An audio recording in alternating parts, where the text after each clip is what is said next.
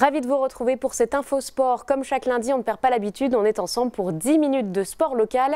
On va parler aujourd'hui de boxe, de canoë-kayak et de course à pied. Mais on commence tout de suite avec la natation. Tout le week-end, Saint-Dizier a vibré au rythme de la 33e édition de son meeting international de natation. Plus de 350 nageurs sont venus des 4 coins du monde pour s'affronter, notamment dans une soirée de gala riche en performances, en émotions, avec des podiums français à la clé et un spectacle captivant pour le public. On vous propose de revivre en images la soirée du samedi soir.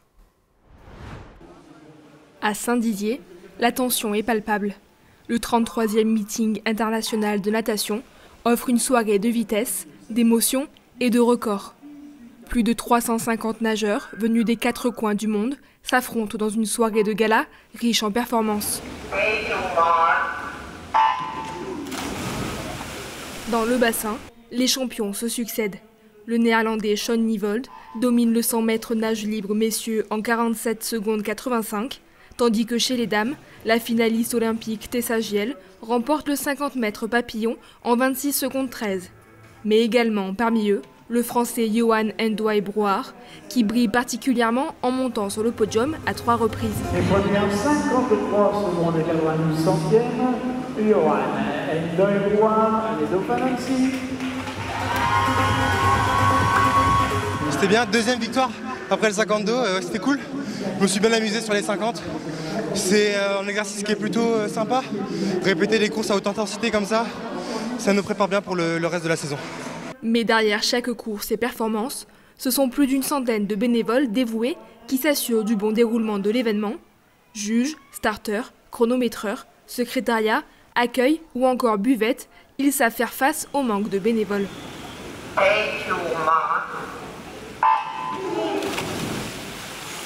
On arrive toujours à trouver des gens de bonne humeur et tout qui vont se greffer, mais c'est vrai que toute l'organisation du meeting repose sur une très petite équipe. C'est une fierté pour Saint-Dizier, on a quand même une compétition qui est digne d'un niveau européen, voire mondial. Et pour une toute petite ville comme la nôtre, on fait rayonner le sport de la natation. Côté spectateurs, l'ambiance est au rendez-vous. Ils sont venus nombreux pour profiter de la bonne ambiance, mais surtout pour assister au spectacle de haut niveau offert par les nageurs. Toujours le niveau de nage, toujours de plus en plus performant, des belles têtes d'affiche, des sportifs qui ont fait les JO, qui ont fait les mondiaux, et c'est toujours agréable de voir des beaux nageurs. C'est vraiment super intéressant, les nageurs, c'est un truc de ouf. C'est cool de voir tous les gens encouragés comme ça. J'ai bien aimé aussi la natation artistique, j'avais jamais vu et franchement c'est super sympa ça. Le 33e meeting international de Saint-Dizier a tenu toutes ses promesses, vitesse, spectacle et émotion. Et toutes les courses de ce meeting sont à retrouver en replay sur notre site internet puissancetelevision.fr et sur notre application mobile. Course à pied à présent et quelques images de l'Urban Trail de Chaumont qui s'est déroulé ce week-end. Une 5e édition record et riche en émotions. Après 24 heures d'efforts, la conquérante solo s'est conclue sur une belle image. Les 5 derniers finishers ont franchi ensemble la ligne d'arrivée, symbole d'esprit de camaraderie entre les trailers. Et puis la manifestation organisée par Runner 52 a battu son record de participation avec 1321 engagés contre 1141 en 2023. De la ronde des Tourelles aux 12 km en passant par les courses familiales sur le thème d'Halloween, toutes les épreuves étaient affichées complètes. Samedi, on s'est rendu à Ancerville dans la Meuse pour une compétition de canoë-kayak. La base nautique de la Pointerie accueillait une compétition régionale de slalom. C'est une épreuve importante pour les jeunes athlètes et les débutants qui sont venus chercher de l'expérience et surtout des points pour accéder au niveau interrégional. Ils étaient 150 inscrits. Regardez. Ce week-end à Ancerville, 150 sportifs étaient inscrits pour la compétition régionale de slalom. Une journée pour rafler des points et progresser, où les plus jeunes ont pu se mesurer à un parcours exigeant.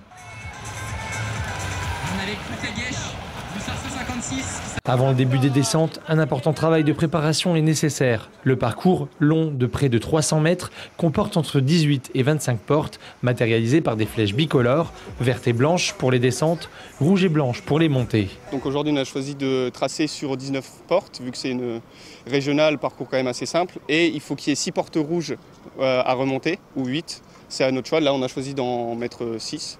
Plus les portes seront espacées, plus ce sera simple, plus les portes seront rapprochées, plus ce sera dur. Pourquoi? Parce que du coup, on va devoir freiner la vitesse et vu qu'on est dans une embarcation quand même assez instable, si on laisse moins d'espace pour le compétiteur pour pouvoir traverser les portes. Le slalom, c'est avant tout une question de précision. Chaque touche de porte ajoute 2 secondes de pénalité et une porte manquée coûte 5 secondes. 2 manches sont chronométrées et c'est la meilleure qui détermine le classement final. Pour les sportifs, cette compétition régionale est une étape importante du calendrier.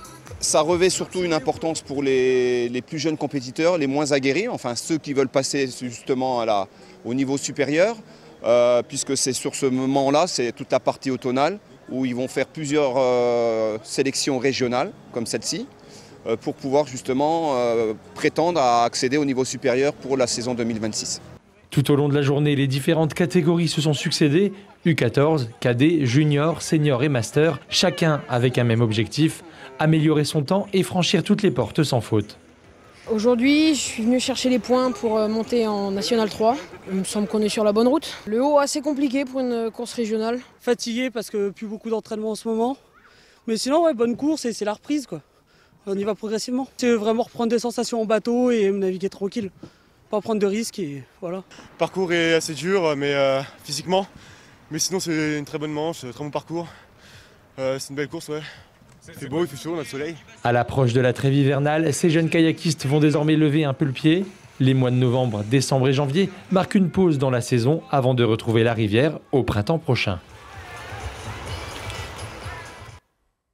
Boxe à présent et un exploit pour la jeune Mathilda Fanière, sacrée championne d'Europe des moins de 48 kg après sa victoire 3-2 face à l'Azerbaïdjanaise Narsili Bunashishkak, qui est la jeune française a livré un combat plein de maîtrise et de courage. Mathilda Fanière s'offre ainsi une magnifique médaille d'or continentale qui récompense un parcours exemplaire pour la jeune Haut-Marnaise.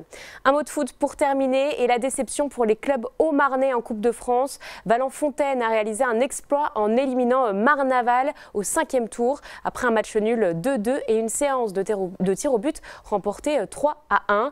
Et du côté du Chaumont FC, ils ont chuté face à Saint-Mizieri 2-0.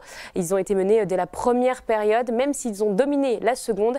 Ils n'ont pas réussi à marquer malgré une supériorité numérique à partir de la 69e minute. Les deux équipes se voient donc s'arrêter dans leur parcours à la Coupe de France et doivent désormais se concentrer sur le championnat. Voilà pour le sport, restez avec nous sur Puissance Télévisions, l'information continue.